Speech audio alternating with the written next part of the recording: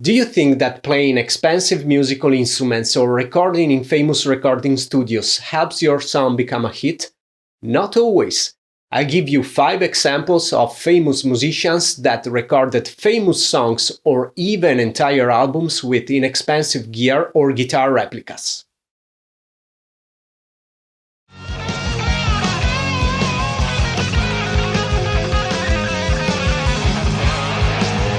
By now, when you think of Gibson Les Paul, you think of Slash. The connection is so strong that in 2017 Slash became Gibson's first ever global brand ambassador. Pretty impressive. Guns N' Roses' first album, Appetite for Destruction, went gold and platinum in several countries around the world, and it's considered one of the best albums of all time. You'd probably be surprised to know that the guitars played by Slash in the album weren't actually Gibson Les Pauls.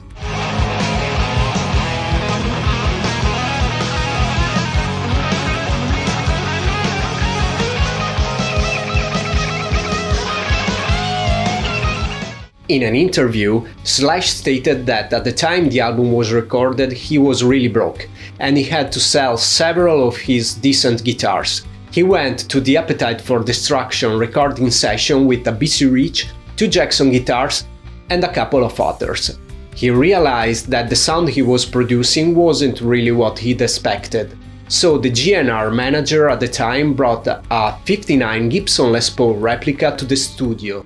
The guitar was made by the talented luthier Chris Derrick. Derrick worked part-time at the music workshop and he produced around 20 Les Paul replicas. He sadly passed away in 1987, just 2 months prior to the release of Appetite for Destruction, so he couldn't see the fruits of his labor.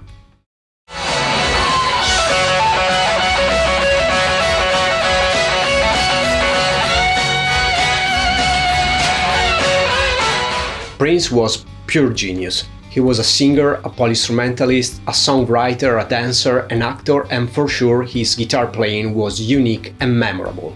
The most famous guitars he used were the cymbal guitar and the cloud guitar. When recording music, even if he had a large guitar collection, he preferred using a guitar based on a Telecaster design made by the Japanese brand H.S. Anderson. The guitar model is called the Mad Cat, and despite recalling Telecaster design, the construction is pretty different. The body is made with 2 pieces of ash glued to the side of a central walnut strip and flamed maple on the top and on the bottom. The pickups are closer to those of a Stratocaster rather than a Telecaster. Legend says that Prince bought this guitar from a gas station back in the 70s for $30.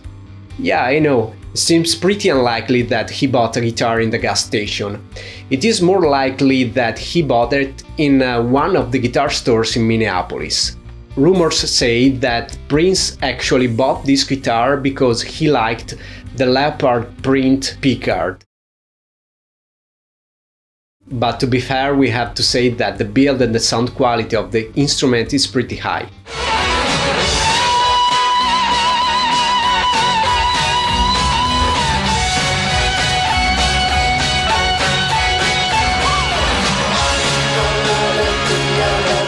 H.S. Anderson was a brand launched by the Japanese musical instrument company Morello during the 70s. They mostly produced Fender and Gibson replicas. The guitar was one of Prince's favorites and it was used in the recording of some of his most famous albums like Controversy, Purple Rain and Sign of the Times.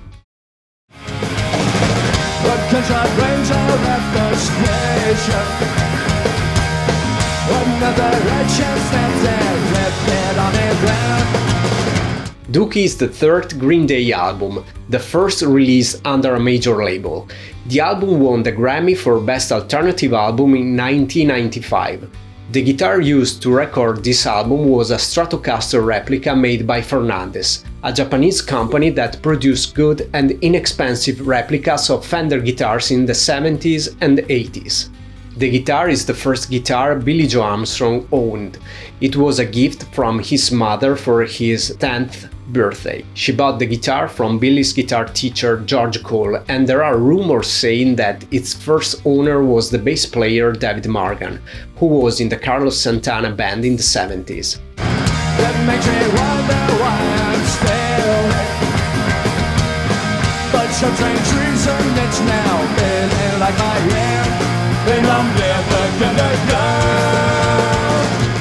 It was nicknamed Blue. Billie upgraded the stock bridge pickup with a Bill Lawrence humbucker, and then sometime after the recording of Dookie, swapped it for a Seymour Duncan. The guitar was covered with stickers and the logo on the headstock was wiped out.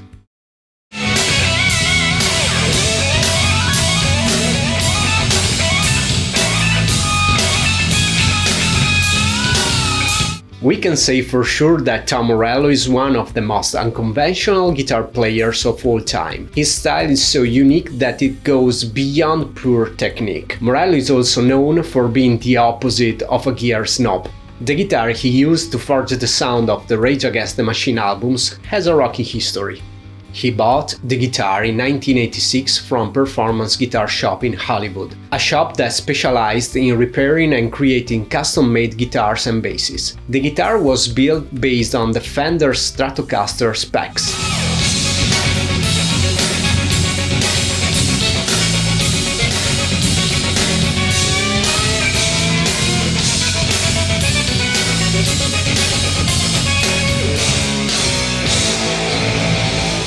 It had a Fender C-type maple neck and rosewood fingerboard, and it was equipped with Seymour Duncan JB pickups and a Floyd Rose bridge.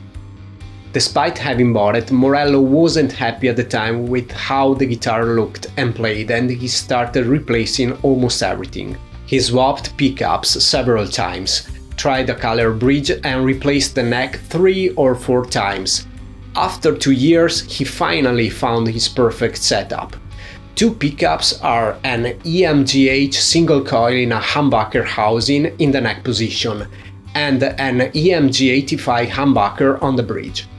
The neck is made of graphite and the bridge is an Ibanez Edge.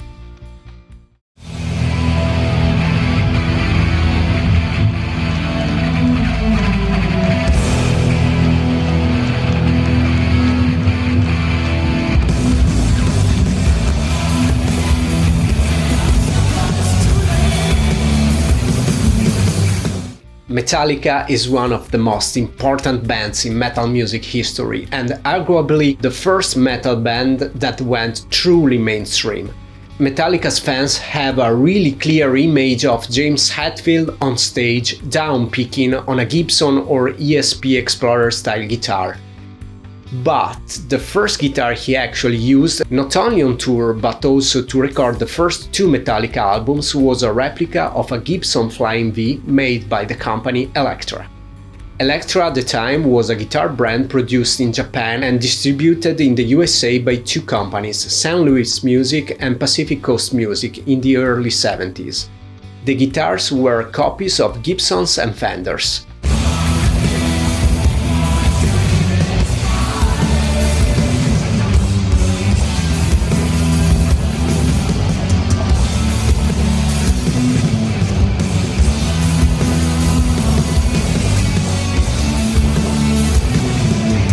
Hetfield bought the Flying V replica in 1980, and it was his main guitar for touring and recording.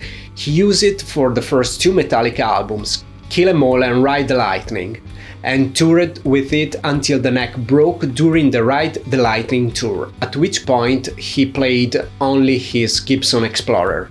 Only after he bought the Elektra V did Hetfield realize that the guitar wasn't original because of the bolt-on neck and the Made in Japan sticker, but he was in love with it anyway because the Flying V model had become popular among hard rock and metal fans after the UFO guitar player Michael Schenker started using it.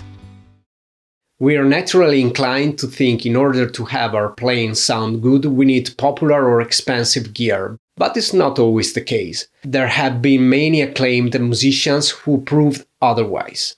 In the end, it really boils down to the player's relationship with the guitar and how he can add his artistic imprint to its sound. This, of course, in addition to its compilation of quality parts, whether they be a completely designed set as in a particular guitar model or a personalized set that the guitarist has chosen in the search for that unique sound. Thanks for watching. Let us know in the comments below if you have any stories of guitarists with less mainstream guitars. Subscribe to our channel and like the video. It helps. Thanks and see you next time. Ciao!